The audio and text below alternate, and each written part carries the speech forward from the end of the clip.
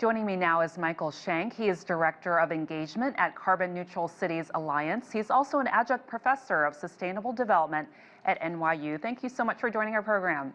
Thanks, Francis, for having me. We mentioned a statistic earlier about every year that we produce 2 billion tons of solid waste.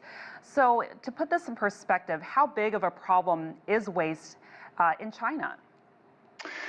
Well, waste was already a problem pre-COVID, and then COVID made it all worse, which is what compelled the UN to have this International Day of Zero Waste, as you mentioned. So happy International Day of Zero Waste. UN Secretary General Antonio Guterres is calling for a war on garbage, saying that we're trashing our only home. So pre-COVID, we were headed towards a disastrous more plastic in the ocean than fish in the coming decades, which is problematic because a lot of people, a lot of coastal cities get their protein from marine life that is now ingesting that plastic, which is getting into our body. So pre-COVID, it was a problem.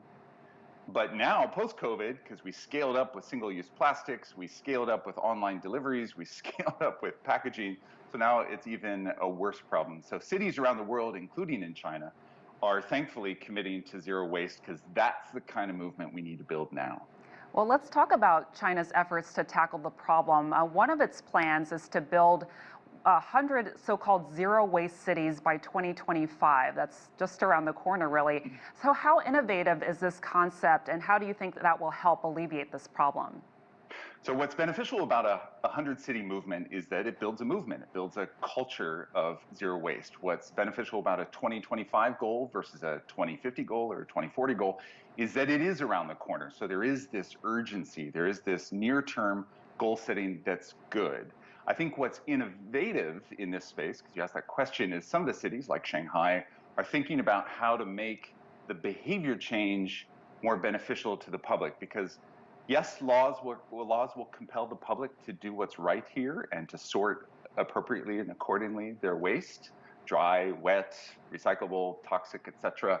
But we really have to make it fun for people. It needs to be fun, it needs to be easy, there needs to be economic incentives, paying more to pollute, earning more to recycle. And so how do we make the waste distribution process, the prevention process, so it doesn't end up on our streets, so it doesn't end up in our waterways, so it doesn't end up in our oceans, how do we make that behavior change more fun, whether it's games, whether it's virtual reality, whether it's songs? I know cities are exploring all of this. So on the behavior change front, that needs to be explored. And we need to make reusables easy and fun too, so that rather than that single-use plastic, rather than that online delivery, what are we pursuing instead that's more permanent, that's more reusable, that's more enjoyable? And that bit is the nut to crack in terms of how do we make that fun for people. Yeah, it is all about changing mindsets, isn't it? And I read an article, which interestingly enough, that in Shanghai, they are targeting young people by using video games to introduce them to this concept of recycling. It's really interesting, and particularly young people, they're trying to start them out early.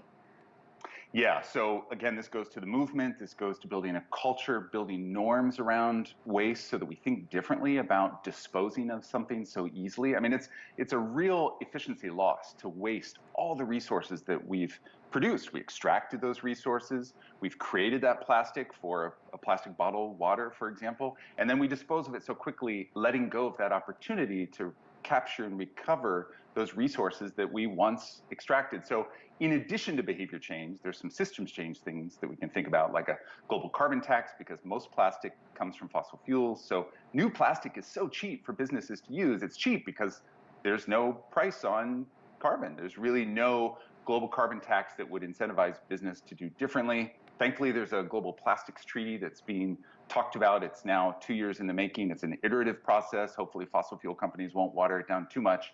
But that looks at plastic and waste from a life cycle perspective, from extraction to disposal, making sure in a circular economy, we're making use of all those resources and we never let them go to waste, because again, that's wasted resource, that's wasted money, that's wasted economic opportunity.